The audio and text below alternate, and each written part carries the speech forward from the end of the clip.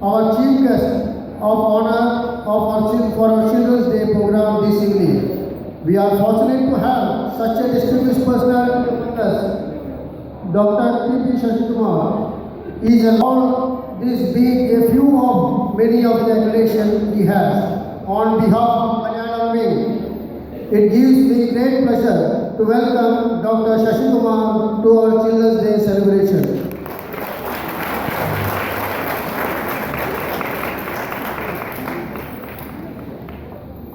MPhil in Applied Mathematics and MSc in Fluid Mechanics from Bangalore University, LLB from Osmania University, MBA from IGNOU, and MS in Psychotherapy and Counseling from IPMS Mumbai. He is a lay person in various Indian heritage through Veda, Upanishad and Tantra, astrology and Vastu. Dr. Shashikumar is an innovative, creative thought leader, motivation speaker, life mentor, space scientist, meditation master, management consultant, teacher for civil service aspirants, chairman Shiksha, founder director Destination IAS and Mission CSAT. Dr. Shashikumar is an accomplished academician. He initiated his Shiksha Trust fully to youth development, dedicated to learn how to learn to teach, learn how to teach.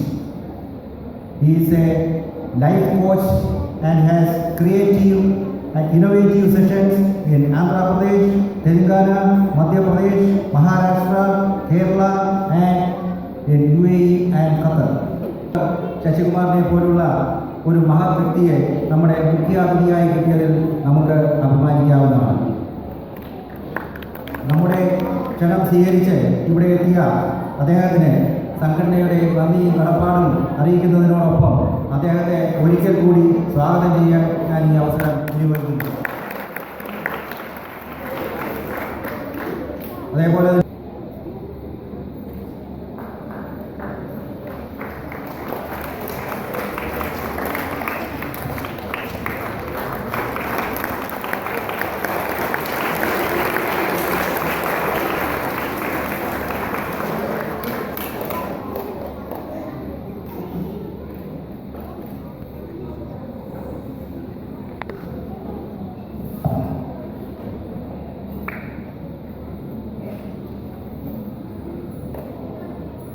അടുത്തതായി നിങ്ങളേവരും കേൾക്കാൻ ആഗ്രഹിക്കുന്ന നമ്മുടെ വിശിഷ്ടാതിഥിയുടെ വാക്കുകൾ നമുക്ക് ശ്രമിക്കാം.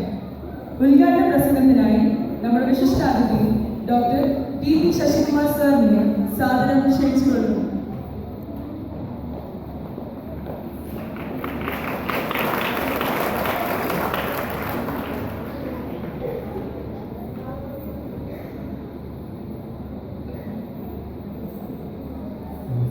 To the chair for the program.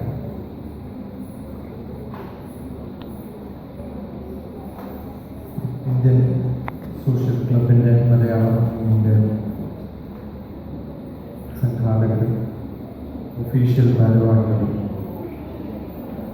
ഈ കാഴ്ച ഔദാര്യത്തിന് നന്ദി.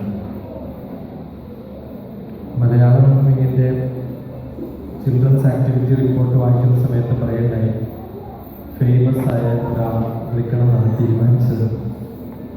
നിങ്ങൾക്ക് അബദ്ധം പറ്റി എന്നാണ് എനിക്ക് പറയാനുള്ളത്. കാരണം ഞാൻ ഫേമസ് അല്ല. അബദ്ധവശാൽ 2003 മസ്കറ്റിൽ ഒരു സെറ്റ് ഓഫ് പ്രോഗ്രാമിന് ഏതോ ഒരാൾക്ക് പറ്റിയ അബദ്ധം കൊണ്ട് ശശികുമാറിനെ മാതാപിതാക്കളുടെ ബർത്ത്ഡേ സെലിബ്രേഷന് മസ്കറ്റിലേക്ക് അയക്കാൻ തീരുമാനിച്ചു. അങ്ങനെയാണ് 2003 ഒക്ടോബറിൽ ഞാൻ മസ്കറ്റിലെത്തിയത്. എൻ്റെ ആദ്യ ഇന്ത്യ വിട്ട് പുറത്തുള്ള ഒരു യാത്ര. അതും ഡിപ്പാർട്ട്മെൻറ്റ് ഓഫ് സ്പേസിലൊക്കെ വർക്ക് ചെയ്യുന്ന സമയത്ത് പെർമിഷൻ എടുത്തിട്ട് പുറത്ത് പോകാം. പെർമിഷൻ എടുക്കാൻ പോയിട്ടില്ല. അതുകൊണ്ട് ധൈര്യപ്രകാരം പെർമിഷനും ഇല്ലാതെയുള്ള യാത്ര. അതിൻ്റെ കൂടെ എൻ്റെ കൂടെ ഉണ്ടായിരുന്നത് എൽ ഗിരീഷ് കുമാർ. അന്ന് എന്നെ പരിചയപ്പെട്ടിട്ടുള്ള ആൾക്കാരൊക്കെ വിളിക്കുന്നുണ്ട് ഗവൺമെൻറ്റൊക്കെ. പഴയ മുഖങ്ങളെ കാണുമ്പോൾ ഒരു സന്തോഷം, വലിയ സന്തോഷമാണ്. അന്ന് ഞങ്ങൾ കൂടെ യാത്ര ചെയ്ത് കുറേ പേര്. അന്ന് യാത്ര ചെയ്തിട്ടുള്ള ബാസിയേട്ടനുണ്ട്, യോച്ചക്കുണ്ട്, അജിത്തുണ്ട്. അജിത്ത് എന്നെ കുറേ കൊണ്ടു നടന്നത്. അന്ന് ഗിരീഷ് കുമാറും ഞാനുമായിരുന്നു. എൽ ഗിരീഷ് കുമാർ വളരെ ഫേമസ് ആയിട്ടുള്ള ആളാണ്. അമൃത ടി വിയിൽ എല്ലാ ദിവസവും വൈകുന്നേരം വരുന്നതാണ്. അങ്ങനെ ഞങ്ങൾ രണ്ടാളുമാണ് ഇവിടത്തേക്ക് ക്ഷണിക്കപ്പെട്ടത്. അപ്പോൾ ഞങ്ങൾ കൊച്ചിയിൽ നിന്ന് ഫ്ലൈറ്റ് കയറുന്ന സമയത്ത് ഗിരീഷ് കുമാറിൻ്റെ അടുത്ത് പൂജ ചെയ്യാനുള്ള കുറച്ച് പുല്ലുണ്ടായിരുന്നു. അപ്പോൾ ഗിരീഷ് കുമാറും ആദ്യമായിട്ടാണ് മസ്കറ്റിലേക്ക് വരുന്നത്, ഞാനും ആദ്യമായിട്ട്. അപ്പോൾ ഗിരീഷ് കുമാറിനെ ഞാൻ കാണുന്നതും എയർപോർട്ടിൽ വെച്ചാണ്. അപ്പോൾ ഗിരീഷ് കുമാർ എന്നോട് ചോദിച്ചു, ഈ പുല്ലൊക്കെ കൊണ്ടുപോകുന്നതിന് വല്ല കുഴപ്പമുണ്ടോ മസ്കറ്റിലേക്ക്? അപ്പോൾ ഞാൻ പറഞ്ഞു, ഭാഗ്യവശാൽ മസ്കറ്റിലുള്ള ഈ ഇമിഗ്രേഷൻ്റെയോ അല്ലെങ്കിൽ ചെക്കിങ് ചെയ്യുന്നവർക്ക് മലയാളത്തിലുള്ള പഴഞ്ചൊല്ല് അറിയാത്തതുകൊണ്ട് വലിയ കുഴപ്പമുണ്ടാവില്ല. കാരണം മലയാളത്തിലൊരു പഴഞ്ചൊല്ലുണ്ട്, വല്ലഭന് പുല്ലുമായി തോന്നുന്നു. ഇവൻ വല്ലഭനാണെങ്കിൽ നിങ്ങൾ പുല്ല് കൊണ്ടുപോയാൽ ചിലപ്പോൾ പിടിക്കും. അപ്പം ഞാൻ വല്ലഭനല്ല, അതുകൊണ്ട് എനിക്ക് കുഴപ്പമില്ല. നിങ്ങൾ വല്ലഭനാണെങ്കിൽ പുല്ല് കൊണ്ടുപോകണ്ടെന്ന് പറഞ്ഞാൽ. അങ്ങനെയാണ് എൻ്റെ മസ്കറ്റിലേക്ക് വല്ലഭനല്ലാത്ത ഞാൻ എത്തിയത്. അന്ന് മസ്കറ്റിൻ്റെ വലിയ ഒരു പ്രോഗ്രാമിൽ കുറേ പ്രോഗ്രാമുകൾ, നിരത്തി പ്രോഗ്രാമുകൾ, കുറേ പേര് പൂജ പഠിപ്പിക്കാനും ടെമ്പിൾ ഹാളിൽ ക്ലാസ് നടത്താനും അന്ന് കിംജിയുടെ ഗസ്റ്റായിട്ട് പോകാനും ദർസയെ പരിചയപ്പെടാനും മസ്കറ്റ് ഫാർമസിയിൽ പോയിട്ട് ക്ലാസ് എടുക്കാനും ഒക്കെ ബാക്കിയില്ല. 2003 ഒക്ടോബറിലാണ് നടന്നത്. ഈ ഒക്ടോബർ കുറേ സ്പെഷ്യലായിട്ടുള്ള സമയമായിരുന്നു. ഞാൻ ജോലി വിട്ടതും ജോലി കിട്ടിയതും ഒക്കെ ഒക്ടോബറിലാണ്. 13 സാധാരണ മോശം ദിവസമാണ് സാധാരണ പറയാറ്. പലർക്കും വാജ്പേയിക്കൊക്കെ വളരെ മോശമാണ്. 13 എൻ്റെ ജീവിതത്തിലെ നാശം സംഭവിച്ചിട്ടുള്ളതോ സുഖം സംഭവിച്ചിട്ടുള്ളതോ പറയാറുണ്ട്. എൻ്റെ വിവാഹം കഴിഞ്ഞത് 13-നാണ്. ഞാൻ ജോലി വിടാൻ റിസൈൻ ലെറ്റർ കൊടുത്തത് 13-നാണ്. അങ്ങനെ കുറേ 13-കളുണ്ട് എനിക്ക്. അന്ന് വിചാരിച്ചില്ല ഈ 13-ന് എനിക്ക് ഇവിടെ എത്താൻ പറ്റും കുറേ കാലങ്ങൾക്ക് ശേഷം. അതും ഏകദേശം 13 വർഷങ്ങൾക്ക് ശേഷം. 2003 കഴിഞ്ഞ് 13 വർഷമായി കൃത്യമായിട്ട് അത് കൂടി എടുക്കുകയാണ്. അതിനിടയിൽ ഒരു പ്രാവശ്യം കൂടി മസ്കറ്റിൽ വന്നു. അത് വേറൊരു ഇൻഡിവേഷൻ കിട്ടിയിട്ടാണ്. ഫിലിം സൊസൈറ്റി നടത്തുന്ന ആദ്യത്തെ ഇന്റർനാഷണൽ ഫിലിം ഫെസ്റ്റിവലിൽ ക്ഷണിക്കപ്പെട്ട ഭാരതീയരിലെ അമിതാഭ് ബച്ചൻ, സഞ്ജയ് ദത്ത്, റസൂൽ പൂക്കുട്ടി, മേജർ രവി, ഈ ഡോക്ടർ ശശികുമാർ ഉണ്ടായിരുന്നു. അപ്പോൾ ഫിലിമിലെ മസ്കറ്റിലെ കുറച്ചൊരു ആക്ടിവിറ്റി നടത്താൻ എനിക്ക് ഭാഗ്യം കിട്ടിയിട്ടുണ്ട്. കഴിഞ്ഞ മാസം ഇങ്ങനെ വന്ന സമയത്ത് അജിത്താണ് ഇന്ത്യൻ സോഷ്യൽ ക്ലബിൽ നിർബന്ധമായിട്ടും എന്നൊരു പ്രോഗ്രാം വേണമെന്ന് പറഞ്ഞു. അന്ന് കാരണവരും കാരണവരല്ലാത്ത ആളും പ്രാഞ്ചിയും കാരണവരും കൂടി വീട്ടിൽ വന്ന് എന്നെ കണ്ടപ്പോൾ പറഞ്ഞു, ഇങ്ങനെയൊരു പ്രോഗ്രാമുണ്ട്, വയസ്സായിട്ടുള്ള ആൾ ചിൽഡ്രൻസ് ഡേ പ്രോഗ്രാമിൽ ഗസ്റ്റായിട്ട് വരണം. എനിക്ക് ഡിപ്പാർട്ട്മെൻറ്റ് ഓഫ് സ്പേസിൽ നിന്നും പ്രൈം മിനിസ്റ്ററുടെ ഓഫീസിൽ പോയി അവിടെ നിന്നും 2009 നവംബറിൽ ജോലി വിട്ട് 13-ാം തീയതി ഡൽഹിയിൽ നിന്നും ഞാൻ തിരിച്ച് ഹൈദരാബാദിലേക്ക് പാരന്റ് ഓഫീസിലേക്ക് റെസിഗ്നേഷൻ BRS എടുക്കാൻ വേണ്ടി മാത്രം പോയി. അന്ന് ജോലി വിട്ടത് കുട്ടികളെ കൂടെ സമയം ചെലവഴിക്കാൻ വേണ്ടി മാത്രം. അതുകൊണ്ട് കുട്ടികളെ നല്ല ഇഷ്ടമുള്ളൊരു വ്യക്തിയാണ്. കുട്ടികൾക്ക് വേണ്ടിയിട്ട് സമയം ചെലവഴിക്കാം.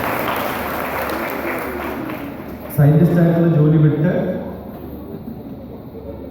ഒമാനിയായ മലയാളി, അറിയോ നമുക്ക്?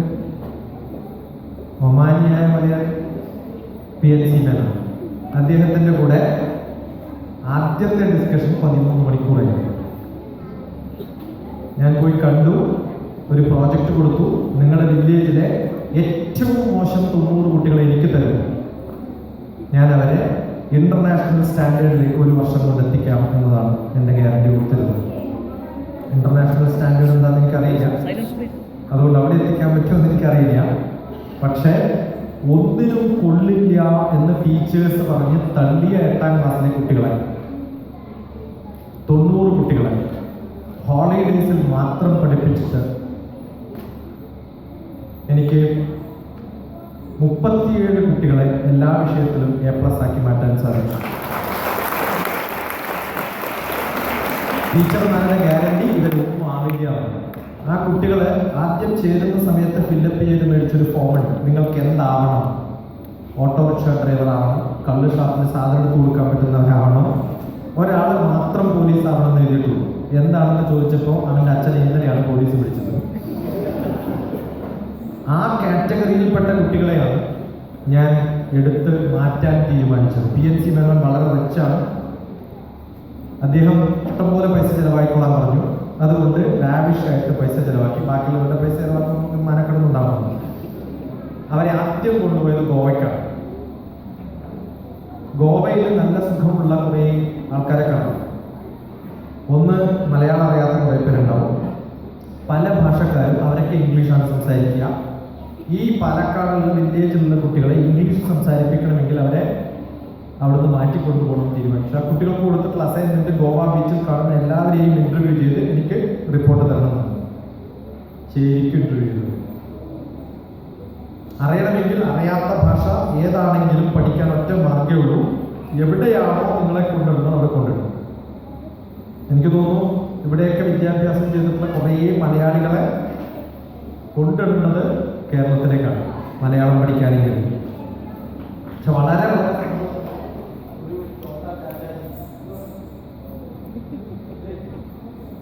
വേഷമൊക്കെ ധരിച്ചിട്ട് ഒരു പൂവിന്റെ കുറവ് മാത്രമേ ഉള്ളൂ.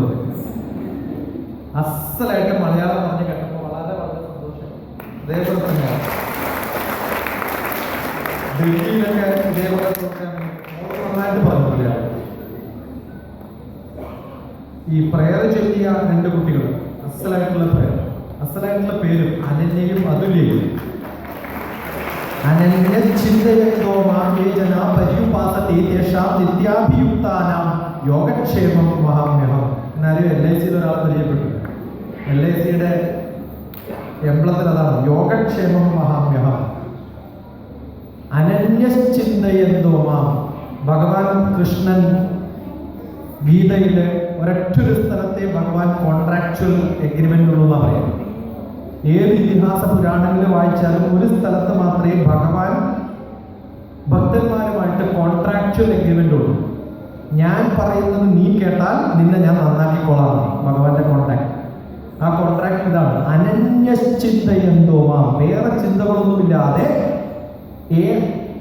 ആരാണോ പര്യുപാസതി, എന്നെ ഉപാസിക്കുന്നത്, നിന്റെ കാര്യം ഞാൻ ഏറ്റെടുത്തോളാം. ഇങ്ങനെ പറഞ്ഞു പഠിപ്പിക്കുന്ന കുട്ടികളെ ആണ് ഭഗവാന് വേണ്ടത് എന്നാണ്. ഭഗവാന്റെ അടുത്ത് എല്ലാവരും കുട്ടികളാണ്, നമ്മളെ കുട്ടികളാണ്. അത് 14 വയസ്സിൽ ടീനിലാണോ കുട്ടിത്തം പോകുന്നത് എന്ന് ചോദിച്ചാൽ ഇപ്പൊ ടീനിലൊന്നും അല്ല കുട്ടിത്തം പോകുന്നത്. ചില പേപ്പർ റിപ്പോർട്ടൊക്കെ വായിച്ചു കഴിഞ്ഞാൽ 4 വയസ്സ് 5 വയസ്സാകുമ്പോഴത്തേക്കും കുട്ടികളൊക്കെ അച്ഛന്മാരുടെ ഗതിയിലും അമ്മമാരുടെ ഗതിയിലൊക്കെയാണ് ജീവിക്കുന്നത്. ലോകം വളരെ വളരെ വളർന്നു പോകുന്ന സമയത്ത് കുട്ടിത്തം നശിച്ചു പോകും. ഇതിൽ വ്യത്യസ്തമായി മനുഷ്യന്മാരെ കാണാൻ, ലോകത്തെ വ്യത്യസ്തമായി കാണാനും സാധിക്കുന്ന ഒരു കാലഘട്ടം. കുറേ മാറ്റങ്ങൾ. അതിൽ മാറ്റം എന്താണെന്ന് ചോദിച്ചാൽ ഏറ്റവും വലിയ മാറ്റം അച്ഛൻ്റെയും അമ്മയുടെയും ഫോക്കസ് കുട്ടികളിലേക്കാവുന്നു. പണ്ടൊക്കെ എന്തിനാണ് ഞാൻ ജീവിക്കുന്നതെന്ന് ചോദിച്ചാൽ എനിക്ക് എന്തെങ്കിലുമൊക്കെ ആവണം. ഇപ്പോ വിവാഹം കഴിഞ്ഞു കഴിഞ്ഞാൽ ഉടനെ വളരെ ഫാസ്റ്റായിട്ട് പോവുകയാണ്. ലോകം വളരെ ഫാസ്റ്റാണ്. വിവാഹം കഴിക്കാൻ തിരക്കുള്ളവരുണ്ട്. എന്തിനാണ് ജോലി കിട്ടുന്നതെന്ന് ചോദിച്ചാൽ വിവാഹം കഴിക്കും. എന്തിനാണ് വിവാഹം കഴിക്കണമെന്ന് ചോദിച്ചാൽ അവർക്ക് തന്നെ അറിയില്ല. ഇതൊക്കെ കഴിഞ്ഞ് ഒരു കുട്ടി ഉണ്ടായി കഴിഞ്ഞാൽ പിന്നെ ടെൻഷനായി. ഈ കുട്ടിയെ എന്തെങ്കിലുമൊക്കെ ആക്കണം. കുഞ്ഞുണ്ണി മാഷിന്റെ പണ്ടത്തെ ഒരു കവിതയുണ്ടല്ലേ, ജനിക്കും നിമിഷം തൊട്ട് മകൻ ഇംഗ്ലീഷ് പഠിക്കണം, അതിനായി ഭാര്യ തന്റെ പേര് അങ്ങ് ഇംഗ്ലണ്ടിൽ തന്നെയാക്കി ഞാൻ. ഇംഗ്ലീഷ് അസലായിട്ട് പഠിക്കണം, പക്ഷെ മറന്നുപോയ. കുഞ്ഞുണ്ണി ഭാഷ എഴുതുന്ന സമയത്ത് വളരെ സ്പെസിഫിക് ആയിട്ട് എഴുതാൻ കാരണം മലയാള ഭാഷ മറന്നുപോയി എന്നുള്ളതാണ്. നമ്മളൊക്കെ മറന്നു പോകുന്ന ഒരു കാര്യമാണ്. ഈ കുട്ടികളെ എന്തെങ്കിലുമൊക്കെ ആക്കുന്ന സമയത്ത് ഭാഷ, മലയാള ഭാഷ, തൻ്റെ അമ്മ, മാതൃഭാഷ എന്ന് പറയുന്ന അമ്മ ഭാഷ, അമ്മ മലയാളം. കഴിഞ്ഞ പ്രോഗ്രാമിന് ടി പി ഭാസ്കര പൊതുവാൾ വന്നു എന്ന് പറഞ്ഞ സമയത്ത് വളരെ സന്തോഷമുണ്ട്. കാരണം ഇന്ന് ഫോട്ടോ ഇട്ടതും പി ടി ഭാസ്കര പൊതുവാളിന്റെ കമന്റ് അതിനകത്തുണ്ട് ഫേസ്ബുക്കിൽ. അന്വേഷണം പറയണം ഡോക്ടർ ടി പി ശശികുമാറിനോട്. കാരണം ഞങ്ങളതൊക്കെ കാണുന്ന വ്യക്തികളാണ്. ഭാഷയെ സ്നേഹിക്കുന്ന കുറേ ആൾക്കാർ. എനിക്ക് മലയാള ഭാഷയോട് വലിയ സ്നേഹമൊന്നുമില്ല, പക്ഷെ ഭാഷ അറിയണമെന്ന് നിർബന്ധമുള്ള ഒരാളാണ്. അതേത് ഭാഷയായാലും. ഡൽഹിയിലെ മലയാളം വേഷം ധരിച്ചിട്ടുള്ള കുറേ മലയാളികളുണ്ടാവും ഈ ഡൽഹി പവനിയിൽ. ഒരു പ്രാവശ്യം ഞാൻ അവരോട് പറഞ്ഞിങ്ങനെ, നിങ്ങൾ ഈ വേഷം ഇട്ടിട്ട് ഹിന്ദിയിൽ സംസാരിക്കരുത് പ്ലീസ്, മലയാളത്തിൽ സംസാരിക്കാം. അപ്പോൾ അവരോട് പറഞ്ഞു ഹാ സാ. അപ്പം ഞാൻ പറഞ്ഞു ഈ ഭാഷ ഇട്ടിട്ട് ഹാ സാ എന്ന് പറയരുതെന്നാണ് ഞാൻ പറഞ്ഞത്. ഉടനെ പറഞ്ഞു ഹാ സാ. കാരണം ഇതേ വരുള്ളൂ, ബുദ്ധിമുട്ടാണ്. അപ്പം ഞാൻ ചോദിച്ചു മലയാളം അറിയില്ല നിങ്ങൾക്ക്? കുറച്ചറിയാം. നമ്മൾ കഫ്സിറപ്പ് മേടിച്ച് കഴിച്ചിട്ട് പറഞ്ഞാൽ മതി, കൊര ഉണ്ടാവില്ല. ഞങ്ങൾ കണ്ണൂരിക്കാരെ കഫിന് കൊരാന്നാണ് പറയുക.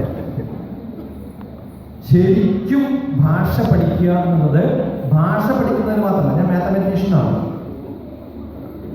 ഇംഗ്ലീഷ് ശരിക്കും പഠിക്കണമെങ്കിൽ മാത്തമാറ്റിക്സ് അറിയുന്നതാണ്.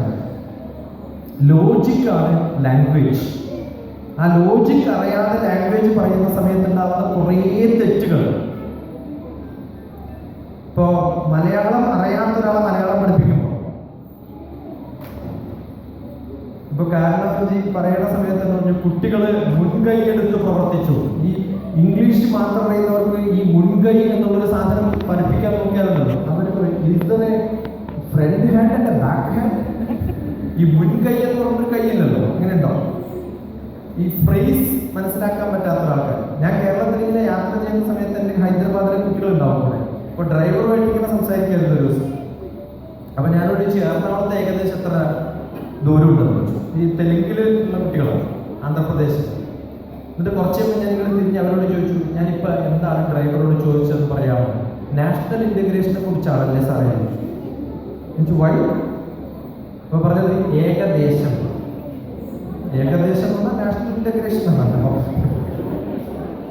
ഇങ്ങനെ പാപ്പരായിട്ടുള്ള ഒരു ഭാഷയാണ് മലയാളം ചിലപ്പോൾ നമുക്ക് തോന്നും. പക്ഷെ ഉപയോഗം കൊണ്ടും ആ സമയത്ത് ഉപയോഗിക്കുന്നത് കൊണ്ടുണ്ടായിരുന്ന ഗുണം കൊണ്ടും നന്നായിട്ടുള്ള ഒരു ഭാഷയാണ്. ഞാൻ ഇത്രയും പറയാൻ കാരണം എൻ്റെ പേരിൻ്റെ മുകളിലുള്ള ഇനീഷ്യൽ വല്ലാത്തൊരു തരികടയാണ്. പലരും ചോദിക്കാറുണ്ട് എന്തായി ടി പേര്. കാരണം മിക്കവാറും ആൾക്കാർ എക്സ്പാൻഡഡ് നെയിമാണ്. അപ്പോൾ വളരെ എളുപ്പം ഞാൻ പറഞ്ഞു പോകാറുള്ളത് ഞാൻ തല്ലിപ്പൊടിയാണ്. മലയാളത്തിൽ തല്ലിപ്പൊടിയായിരുന്ന ഒരാളല്ല. പക്ഷേ കേരളം വിട്ട് കുറേ കാലം കഴിഞ്ഞ് തിരിച്ച് മലയാളത്തിലേക്ക് നാട്ടിലേക്ക് പോയ സമയത്ത് മനസ്സിലായി നാട്ടിലിപ്പോൾ തല്ലില്ല, കുട്ടികളൊന്നും തല്ലാൻ പാടില്ല. തല്ലാൻ പാടില്ലല്ലോ കുട്ടികൾ. പക്ഷെ ചില മാഷന്മാർ ചില കാര്യങ്ങൾക്കൊക്കെ അടി കൊടുക്കാറുണ്ട് കേട്ടോ. അതുകൊണ്ട് തല്ലില്ലാണ്ടായി. ഇപ്പം എന്തേ ഉള്ളൂ? അടി മാത്രമേ ഉള്ളൂ. അപ്പം ഞാൻ രക്ഷപ്പെട്ടു. ഞാനിപ്പോൾ തല്ലിപ്പൊളിയല്ല, അടിപൊളിയാണ്. കാരണം തല്ലും അടിയും ഒന്നാണെങ്കിലും തല്ലിപ്പൊടിയും അടിപൊളിയും വ്യത്യാസം. പലപ്പോഴും മലയാള ഭാഷകളിലുള്ള ഇത്തരം കുഴപ്പങ്ങൾ മനസ്സിലാക്കാനും അത് പഠിക്കാനും ഒക്കെ സാധിക്കുന്ന സമയത്താണ് നമ്മൾ ശരിക്കും ഭാഷാ സ്നേഹികളാവുന്നത്. മലയാളം ഇങ്ങനെ ഭാഷാ സ്നേഹികളെ സൃഷ്ടിക്കാൻ, നല്ല എഴുത്തുകാരെ സൃഷ്ടിക്കാനല്ല, നല്ല വായനക്കാരെ സൃഷ്ടിക്കാൻ സാധിക്കട്ടെ.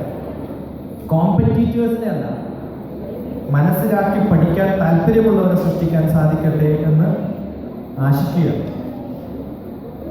കഴിഞ്ഞ പ്രാവശ്യം വന്ന സമയത്ത് എൻ്റെ പയ്യന്നൂര് സൗഹൃദ വേദിയുടെ പയ്യന്നൂര് പ്രോഗ്രാമിൽ ഞാൻ പരിചയപ്പെട്ടിട്ടുള്ള എൻ്റെ ജ്യേഷ്ഠ സഹോദരൻ ഇവിടെ ഇരിക്കും.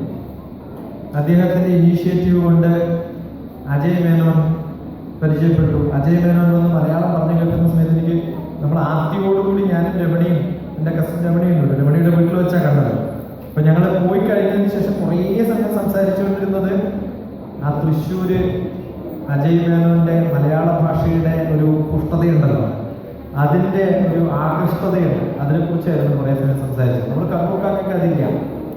ഭാഗ്യത്തിന് കുറച്ച് ചുവ വിട്ടുപോയത് കൊണ്ടുള്ളൊരു സന്തോഷം എന്നിലുണ്ടെന്ന് മാത്രം. പലപ്പോഴും ഭാഷ പഠിക്കുന്ന സമയത്തുള്ള താല്പര്യം ഇതുണ്ടാക്കിയെടുക്കാൻ ഏത് കാലത്ത് തുടങ്ങണം എന്ന് ചോദിക്കാറുണ്ട്. പലരും പറയാറുണ്ട് എൻ്റെ മക്കൾക്ക് ഭാഷ അറിയില്ല എന്ന് ക്രെഡിറ്റോടുകൂടി. അവരോടൊക്കെ എനിക്ക് പറയാനുള്ള ഒറ്റ വാക്ക്, 1 വയസ്സുള്ള കുട്ടിക്ക് ഭാഷ അറിയില്ല. 3 വയസ്സാകുമ്പോഴത്തേക്കും വലിയ ഗ്രാമർ മിസ്റ്റേക്ക് ഇല്ലാതെ പൊതുവെ ഭേദമായിട്ട് മദർ ടങ് സംസാരിക്കുന്ന കുട്ടികളാണ് നമുക്കൊക്കെ ഉള്ളവരും നമ്മളൊക്കെ.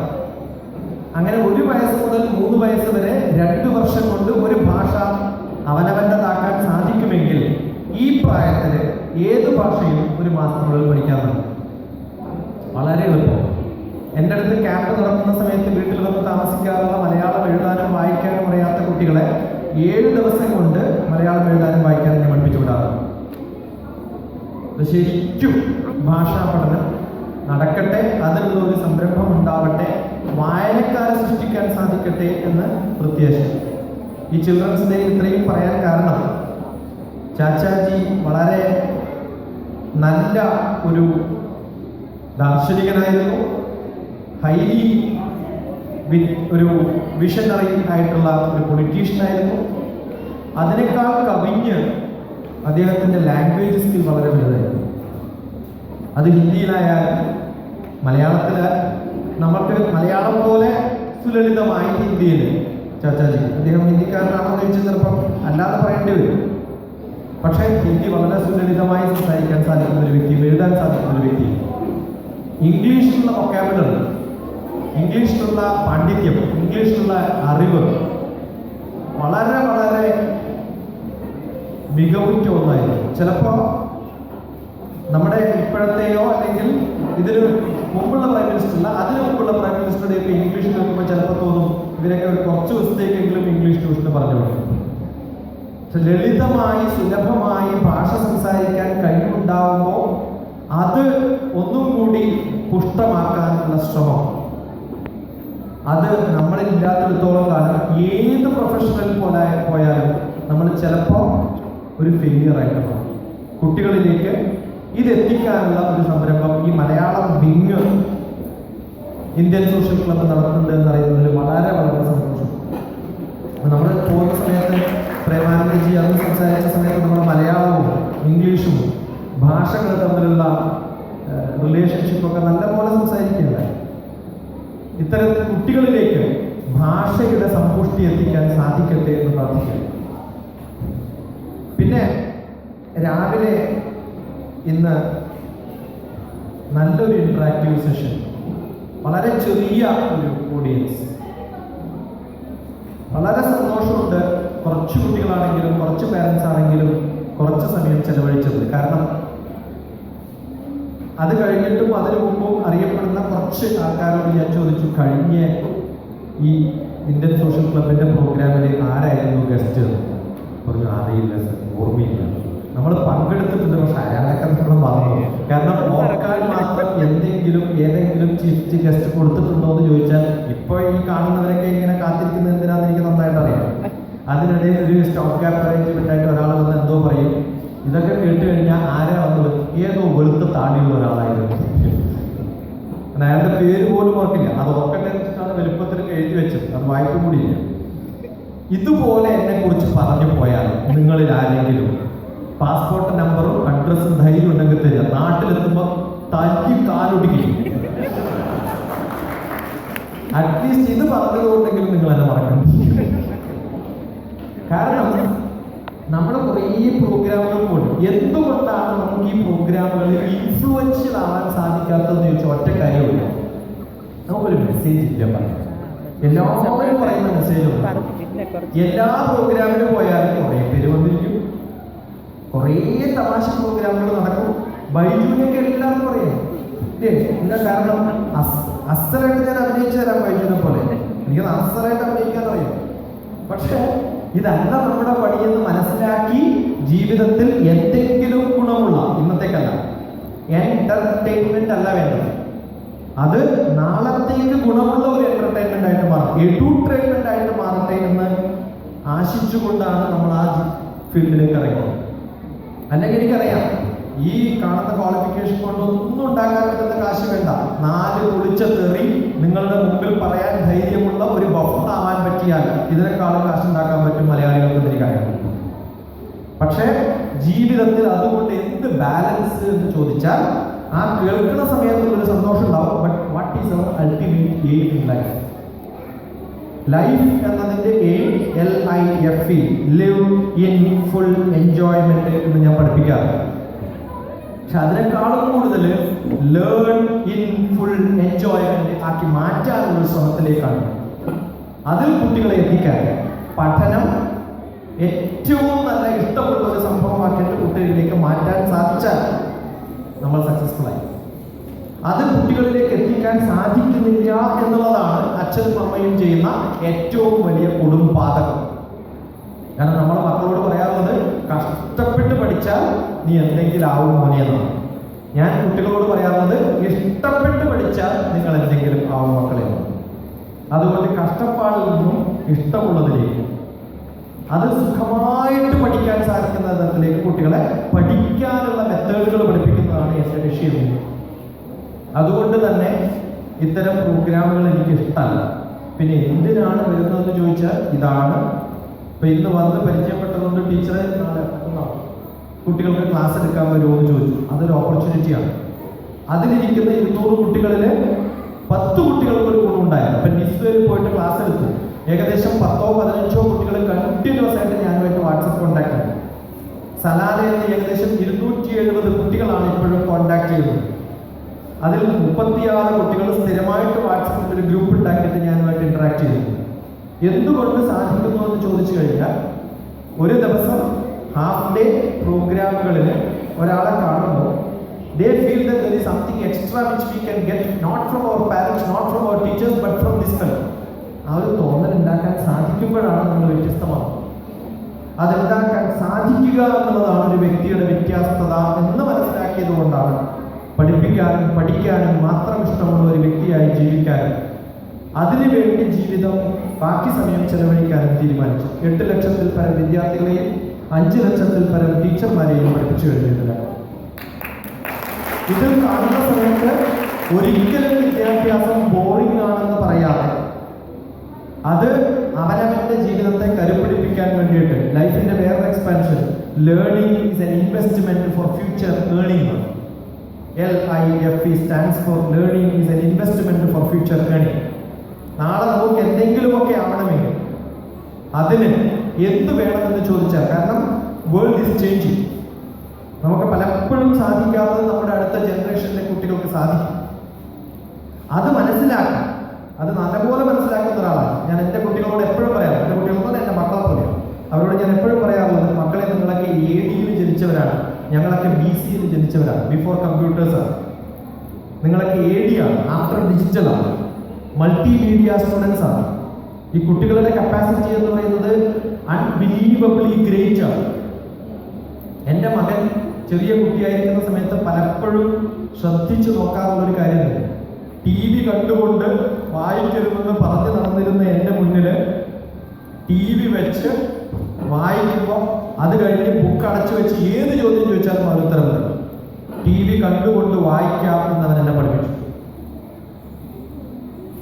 TV കണ്ടുകൊണ്ട് നമുക്ക് വായിക്കാൻ പറ്റില്ല, നോവൽ പോലും. പക്ഷെ മക്കൾക്ക് സയൻസ് ആയാലും മാത്തമാറ്റിക്സ് ആയാലും TV കണ്ടുകൊണ്ട് ചെയ്യാൻ പറ്റും. അതുകൊണ്ട് ഏതെങ്കിലും അച്ഛനും അമ്മമാരോട്, ഇന്ന് കുട്ടികളുടെ ദിവസമാണ്, ഞാൻ കുട്ടികളെ സപ്പോർട്ട് ചെയ്തിട്ടേ പറയും, എല്ലാ കുട്ടികളും പറ്റുന്നത്രയും സമയം TV കാണണം എന്നാണ് എൻ്റെ പ്രിസ്ക്രിപ്ഷൻ. പക്ഷേ എന്ത് കാണണമെന്ന് ചോദിച്ചാൽ കണ്ട് പഠിക്കാവുന്നത് കാണും. 1 മണിക്കൂർ TV കണ്ടാൽ TV ഓഫ് ചെയ്യുക, ഒരു പേജ് കണ്ടതിനെ കുറിച്ച് എഴുതാം. അങ്ങനെ എഴുതാൻ സാധിക്കുമെങ്കിൽ നിങ്ങൾ കാണുക. കണ്ടത് ഇന്നതാണെന്ന് 4 പേരോട് പറഞ്ഞ് നടക്കാൻ പറ്റുന്ന സംഭവം മാത്രമേ കാണാവൂ. ആരോടും പറയാൻ പറ്റാത്ത സംഭവങ്ങൾ കാണരുത്. അതാണ് തെറ്റ്. അതുകൊണ്ട് അച്ഛനും അമ്മയും കൊടുക്കേണ്ടത് ഡയറക്ഷൻസ് ആണ്. പണ്ട് FB-യിലാണ് സ്റ്റാർട്ടിങ് ദിവസം. അതുകൊണ്ട് ഫേസ്ബുക്ക് മോശമാണെന്ന് പറഞ്ഞാൽ ഞാൻ സമ്മതിക്കില്ല. എല്ലാവർക്കും ഫേസ്ബുക്ക് അക്കൗണ്ട് വേണം. ഒബാമ പോലും തുടങ്ങി ഫേസ്ബുക്ക് അക്കൗണ്ട് തന്നെ ആണോ അല്ലയോ? പക്ഷെ അവിടെ ഇന്ന് ഫ്രൈഡേ ആണല്ലേ, നിങ്ങളുടെ നാട്ടിലും ഫ്രൈഡേ ആണോ? നിങ്ങൾ ബ്രേക്ക്ഫാസ്റ്റ് കഴിച്ചോ, എപ്പോഴാണ് ഉറങ്ങുന്നത്? ഇത്തരം ചാറ്റുകൾ ഒഴിവാക്കി വളരെ യൂസ്ഫുൾ ആയിട്ടുള്ള ഇൻഫർമേഷൻസ് പങ്കുവെക്കാൻ സാധിക്കുന്ന ഗ്രൂപ്പുകൾ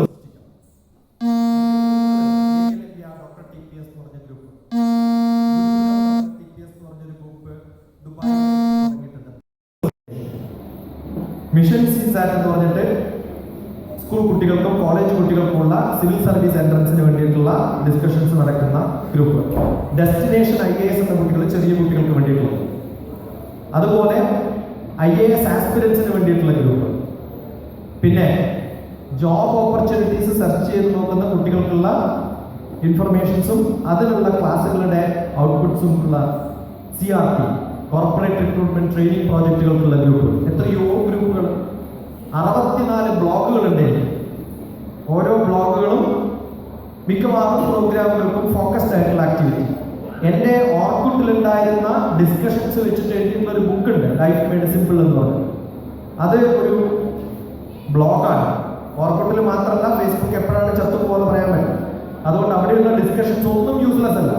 അതൊക്കെ കട്ട് ചെയ്ത് പേസ്റ്റ് ചെയ്ത് ബ്ലോഗ് ആക്കിയിട്ട് സൂക്ഷിച്ചു വെക്കും. കാരണം നാളെ ബ്ലോഗ് ബാക്കി ഉണ്ടായിക്കോട്ടെ. ഇതൊക്കെ വേർഡ് ഫയലായിട്ട് സൂക്ഷിച്ചു വെക്കും. ഡോക്യുമെന്റേഷൻ വളരെ അത്യാവശ്യം, കുട്ടികൾക്ക് പഠിപ്പിക്കേണ്ടതാണ്. ന്യൂസ് പേപ്പർ വായിക്കുക, ബുക്സ് വായിക്കുക, വായിക്കുന്നതിനെ കുറിച്ച് നല്ല ഡോക്യുമെന്റ് എഴുതുക. ഒരു ബുക്ക് വായിച്ചത് കൊണ്ട് കാര്യമില്ല. ഇപ്പൊ ഇന്നത്തെ പ്രോഗ്രാം അറ്റൻഡ് ചെയ്തിട്ട് നേരെ വിട്ടുപോയത് കൊണ്ട് കാര്യമില്ല. ഇന്നത്തെ പ്രോഗ്രാം അറ്റൻഡ് ചെയ്ത് കഴിഞ്ഞാൽ ഇതിനെ ഒരു റിപ്പോർട്ടാക്കി മാറ്റാനുള്ള, എഴുതാനുള്ള കഴിവ് നിങ്ങൾക്ക് ഉണ്ടാവും. അതെങ്ങനെ എഴുതണം എന്നൊക്കെ അറിയണമെങ്കിൽ അജയ് മേനോൻ സാറിനെ പോലെയുള്ള ഒരു സ്റ്റാർവാർഡ്സ് ആയിട്ടുള്ള ജേർണലിസ്റ്റുകൾ ഇരിക്കുന്നുണ്ട്. അവരുടെ ക്ലാസ് അറേഞ്ച് ചെയ്ത് കൊടുക്കുക. നിങ്ങൾ എങ്ങനെ എഴുതാം. ഞാനൊക്കെ പണ്ട്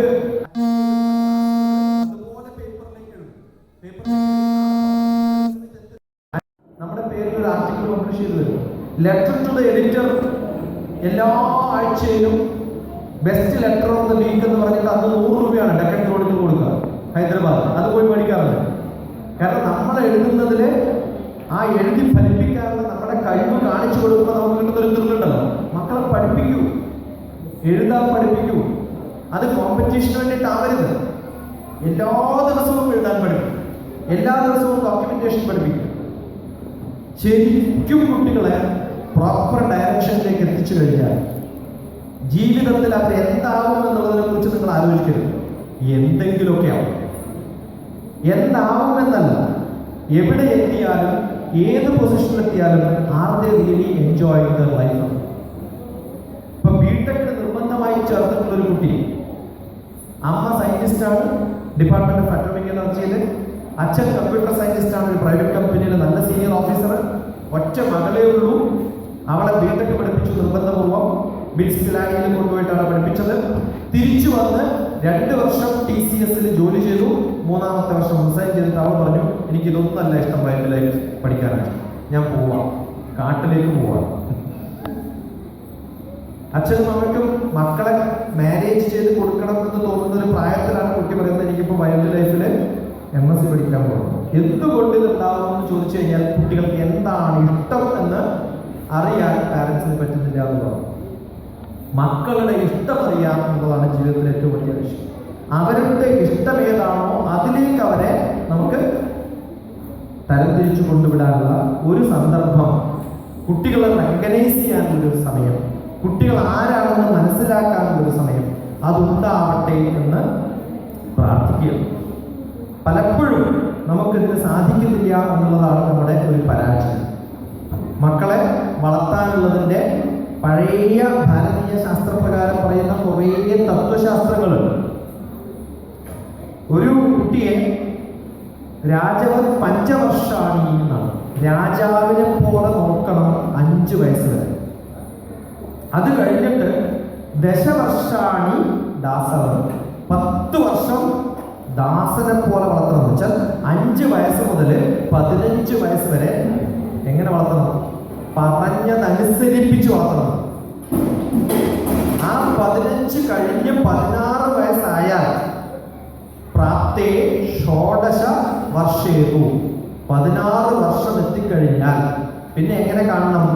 പുത്രം മിത്രവതായി, പുത്രനെ മിത്രത്തെ പോലെ കാണണം. എന്തും ഡിസ്കസ് ചെയ്യാൻ പറ്റുന്ന ഒരു അവസ്ഥയിലേക്ക് എത്തണം. അതുകൊണ്ട് 16 വയസ്സ് കഴിഞ്ഞ് എല്ലാവരുടെയും ഏറ്റവും നല്ല സുഹൃത്താരാണെന്ന് ചോദിച്ചാൽ എൻ്റെ അച്ഛനും എൻ്റെ അമ്മയും ആണെന്ന് പറയിപ്പിക്കാൻ അച്ഛനും അമ്മയ്ക്കും സാധിച്ചാൽ you are A great parent. അതല്ല 16 വയസ്സിന് ശേഷം അച്ഛൻ്റെയും അമ്മയുടെയും അടുത്ത് കുറേ സീക്രട്ടുകൾ ഷെയർ ചെയ്യാൻ പറ്റാതെ ജീവിക്കുന്നവരാണെങ്കിൽ ഉറപ്പായിട്ടും ആ മക്കള് എവിടെയെങ്കിലൊക്കെ നാശത്തിലെത്തുന്നു. അതുകൊണ്ട് എല്ലാം തുറന്നു പറയാൻ സാധിക്കുന്ന ഒരു അവസ്ഥ കുടുംബത്തിനുണ്ടാവട്ടെ എന്ന് പ്രത്യാശിച്ചുകൊണ്ട് മക്കൾക്ക് നല്ലൊരു ഭാവി ഉണ്ടാവട്ടെ എന്ന് പ്രാർത്ഥിച്ചുകൊണ്ട് ഇതിനൊരു അവസരം ഉണ്ടാക്കി തന്നത് 30-35 മിനിറ്റ് സംസാരിക്കാനാണ് പറഞ്ഞത്. 35 മിനിറ്റ് ആവാം. അതുകൊണ്ട് ഇതിന് സന്ദർഭം ഉണ്ടാക്കി തന്ന കുറേ ആൾക്കാരുണ്ട്. ഇപ്പം അജിത്ത് മുതൽ, പ്രേമാനന്ദൻ മുതൽ, അജയ് മേനോൻ മുതൽ, എൻ്റെ കസിൻ രമണിയും രാമചന്ദ്രനും, ഇവരൊക്കെ കൂടി ചേർന്നിട്ടുള്ള ഒരു അബദ്ധം കൊണ്ട് അറിയാതെ പരിചയപ്പെട്ടു പോയതായാലും ഇന്ത്യൻ സോഷ്യൽ ക്ലബിന് എന്നെ ഇതുവരെ കേൾക്കാതെയും ഈ കാണിച്ച ധൈര്യത്തിന് നല്ല ധൈര്യമുള്ളവരാണ്. അതല്ലാതെ ഇതുവരെ കേൾക്കാത്ത ഒരാളെ പിടിച്ചുകൊണ്ട് വേണ്ടി ചീഫ് ഗസ്റ്റായിട്ട് കൊണ്ടുവെക്കാനൊക്കെ പറഞ്ഞാൽ നല്ല ധൈര്യമുണ്ട്.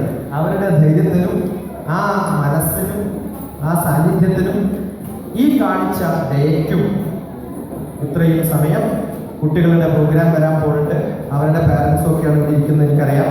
ഏറ്റവും നല്ല ബ്രില്യൻ്റ് ആയിട്ടുള്ള ആർട്ടിസ്റ്റിക് ആയിട്ടുള്ള കുട്ടികളൊക്കെ മേക്കപ്പ് റൂമിലാണ്. അവരെന്നെ കേട്ടിട്ടുണ്ടാവില്ല എന്ന് എനിക്ക് നന്നായിട്ട് അറിയാം. എന്നെ കേട്ടോരോ ഭാഗ്യവാന്മാർ, കേൾക്കാത്തോ മഹാഭാഗ്യവാന്മാർ എന്ന് ആഗ്രഹിച്ച് പറഞ്ഞു പോയി. ഞാൻ എല്ലാവർക്കും നല്ല ഒരു art programme, cultural programme, children's day activist ആയിട്ടുള്ള കുറേ ആൾക്കാരുണ്ട്. അവരുടെയൊക്കെ നല്ല ഒരു സായാഹ്നം ഉണ്ടാവട്ടെ, അത് ആസ്വദിക്കട്ടെ. ഇതിനൊക്കെ പേര് പറയാൻ നമുക്ക് ആരെങ്കിലും വേണമല്ലോ. അങ്ങനെ ഒരാളെ കിട്ടിയത് ഭാഗ്യം. ചാച്ചാജി എന്നറിയപ്പെടുന്ന ഒരു മഹത് വ്യക്തി, അദ്ദേഹത്തെ ഓർത്തുകൊണ്ടു ഈ ഒരു ദിവസം ധന്യമാക്കാൻ ഇവിടുത്തെ കുട്ടികൾക്ക് സാധിക്കട്ടെ എന്ന് പ്രാർത്ഥിച്ചുകൊണ്ടും നന്ദി, നമസ്കാരം.